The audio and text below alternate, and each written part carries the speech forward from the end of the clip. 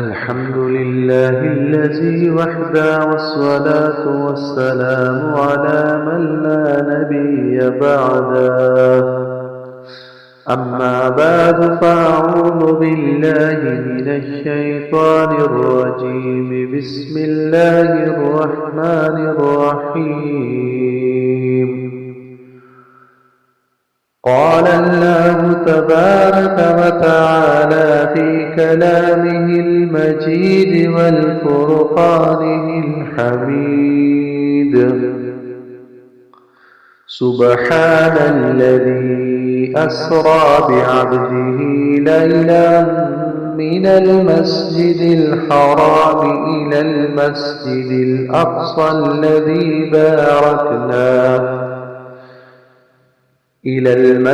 الأقصى الذي باركنا حوله لنريه من آياتنا إنه هو السميع البصير.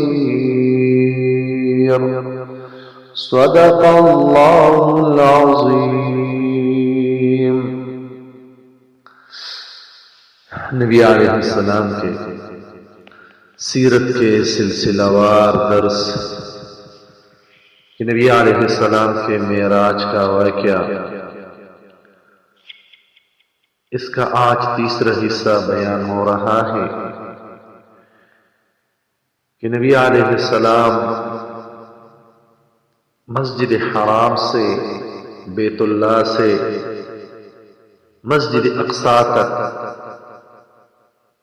سفر کر رہا ہے۔ اس میں نبی علیہ السلام نے مختلف مقامات، مختلف لوگ اور مختلف قوم دیکھ بھی لیے اور ان کا گزر ان لوگوں پر بھی ہو گیا۔ آگے جب نبی علیہ السلام چل گئے تو نبی علیہ السلام نے ایک بہت بڑا خوفناک گڑھا دیکھ لیا کہ جس میں آگ لگ گئی ہے، جیسا کہ آگ سے بڑا کنواں ہے، اور اس کے شعلے جب اوپر آتے جاتے ہیں اور اس آگ کے شعلوں میں برہنہ مرد اور برہنہ عورتیں ان شعلوں کے ساتھ آتے جاتے ہیں، یعنی یہ شعلے جب اس گڑھے سے اوپر جاتے ہیں تو یہ شعلے اتنے طاقت والے ہیں کہ اس میں جو لوگ پڑے ہوئے ہیں یہ اپنے ساتھ اوپر لے جاتے ہیں، اور جب یہی شعلے واپس اسی ہی گڑھے میں جاتے ہیں تو یہ لوگ بھی اپنے ساتھ نیچے لے جاتے ہیں۔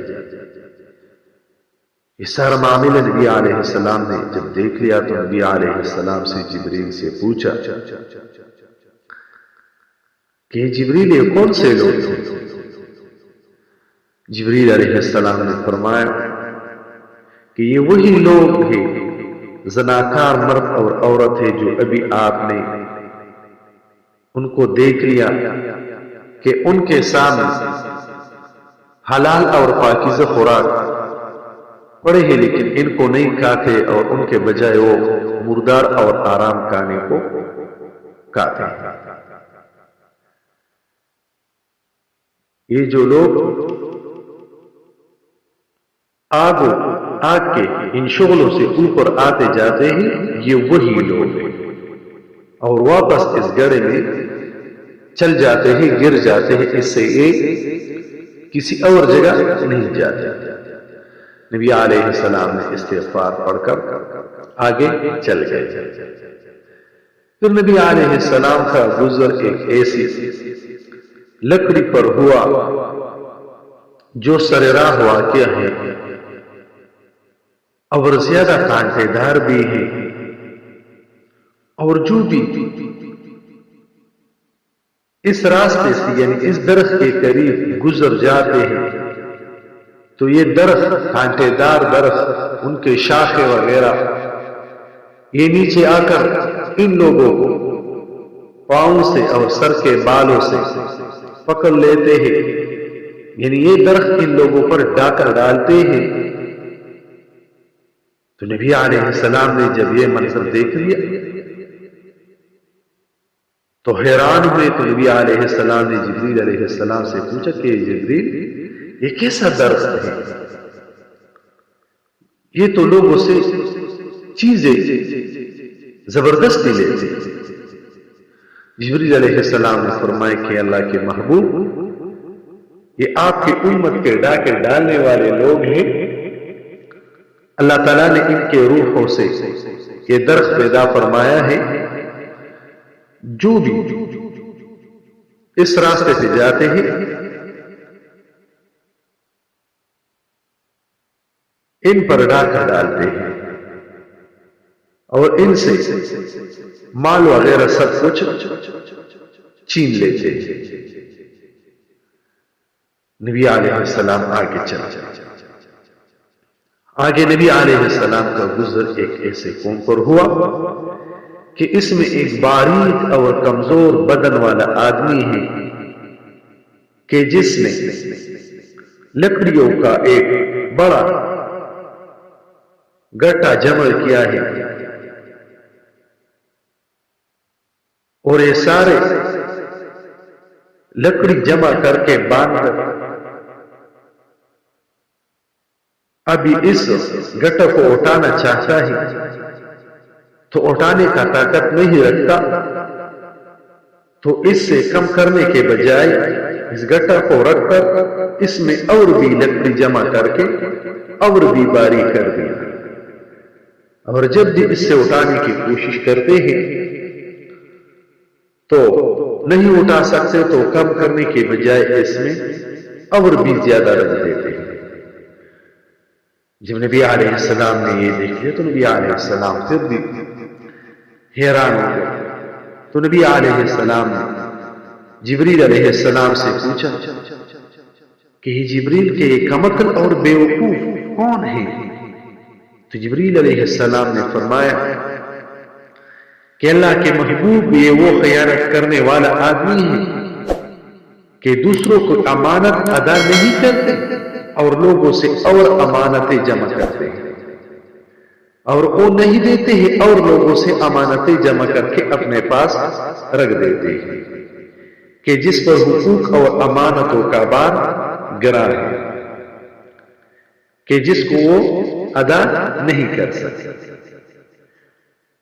اور بائی ہم اور بوجھ اپنے اوپر لادا جاتا ہے اور اس سے یہ حالات ہوتے ہیں.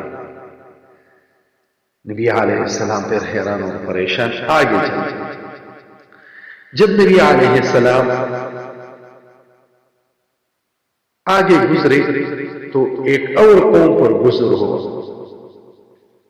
کہ جن کے حلق لبے اور زبانیں لوہے کی چری اور کینچیوں سے کاٹی جاتی ہیں اور کینچی جا رہی ہے. اور جب ان لوگوں کی حلقے زبان اور لبے کاٹی جاتی ہیں تو پھر پہلے کی طرح صحیح و سالم ہو جاتی ہے اور اس طرح یہ سلسلہ جاری ہے، ختم نہیں ہوتا. تو نبی علیہ السلام نے پوچھا کہ جبریل ان لوگوں کی کیا گناہ ہے کہ ان کو اتنا تکلیف ہے اور ان کے ساتھ ایسا معاملہ ہو رہا ہے؟ جبریل علیہ السلام نے فرمایا کہ یہ وہ فتنہ پردار اور جھوٹوں کے واعظین لوگ ہیں کہ ان کے جھوٹی وعظوں سے لوگ ایک دوسرے کے ساتھ جگڑنے میں مشغول ہوتے ہیں اور اسی وجہ سے کہ ان کے جھوٹوں وعظوں سے فساد پھیلاتے ہیں اور قیامت کے دن تک یہ اس طرح جاری رہے. یعنی ان کے حلق لبے اور زبانیں اور یہ چری اور کینچیوں کے ساتھ کاٹی جا رہی ہے کیونکہ ان کے زبانوں سے فساد پھیلتے ہیں. کیونکہ قرآن کریم کا میں اللہ تعالیٰ فرماتے کہ جزاء سیئۃ سیئۃ مثلها، یعنی جس طرح کیا ہے اسی طرح اس کو سزا مل جائے. ان لوگوں نے فساد پھیلایا ہے، انہی فساد پھیلانے کی وجہ سے ان کی لبیں زبان یہ کاٹی جا رہی ہے.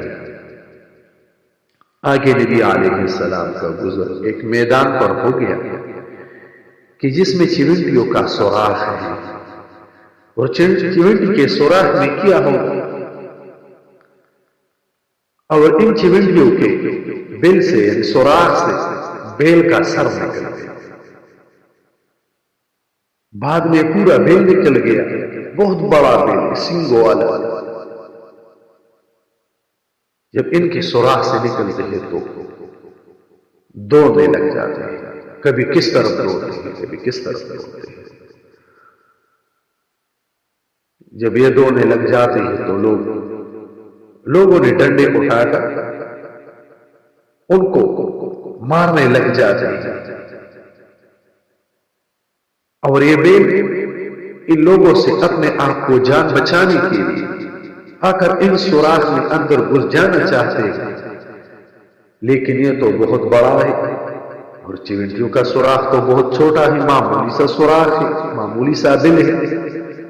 اس میں اندر جانا چاہتا ہے لیکن اس میں اندر نہیں گھس جاتا ہے.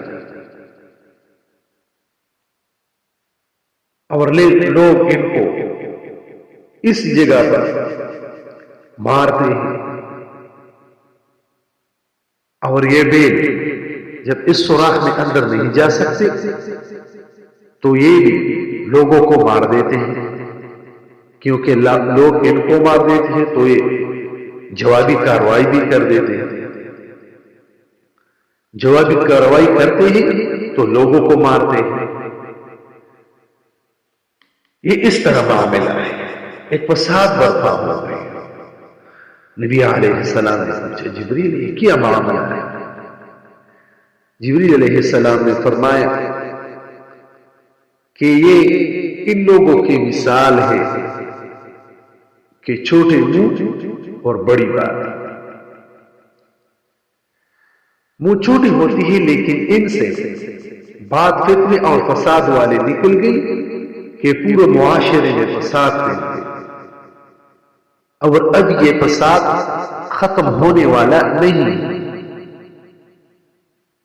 اب وہ معافی بھی مانگتے ہیں، اپنے بات واپس لیتے ہیں، لیکن نہیں لے سکتے کیونکہ یہ بڑی بات ہے. اب چھوٹے منہ سے جو نکل گئی ہے یہ واپس نہیں ہو سکتی. فساد پھیل گیا اور ابھی یہ اپنے بات پر پشیمان بھی ہے، لیکن ابھی وہ بات واپس نہیں ہو سکتی. جب بھی بات کرتے ہو تو سوچ سمجھ کے کرنا چاہیے کہ میں یہ بات تو کرتا ہوں کہ اس کا اچھا اثر یا برا اثر ہے، کہ ہماری ان باتوں سے معاشرے میں اچھا اثر پھیل جائے گا یا برا اثر پھیل جائے گا. تو وہ بات کرنا چاہیے کہ اس کا اچھا اثر لوگوں پر ہو جائے، معاشرے میں ہو جائے، تو اس سے اس بندے کو ثواب مل جائے. اگر وہ اس طرح زبان استعمال کرتے ہیں، اس طرح بات اپنے منہ سے نکالتے ہیں کہ معاشرے کے لیے ناسور اور معاشرے کے لیے فساد اور جنگ کا ذریعہ بن جاتے ہیں، فساد کا ذریعہ بن جاتے ہیں، تو یہ بھی ان کے ذمے پر ہوگا. لہذا اس طرح باتوں سے بچنا چاہیے. یہ نبی کریم صلی اللہ علیہ وسلم کے وہ جو زمینی سفر ہے، اور نبی علیہ السلام نے یہ عجائبات دیکھ لی اور اپنے سفر کے ساتھ ہی جبریل علیہ السلام سے پوچھتے ہیں، اور جبریل علیہ السلام کو ایک ایک بات کا جواب دیتے ہیں. ایک ایک قوم پر گزر کر جو واقعہ نبی علیہ السلام دیکھتے ہیں، اس واقعے جو جواب ہے وہ جبریل علیہ السلام نبی علیہ السلام کو فرماتے ہیں، وہ جواب دیتے ہیں. یہ نبی علیہ السلام کا جو سفر ہے اس کا کچھ حصہ بیان ہے. آگے جو باقی نبی علیہ السلام نے جو کچھ مسجد اقصی تک راستے میں دیکھا ہے وہ انشاءاللہ اگلے بیان میں وہ بیان ہوگا.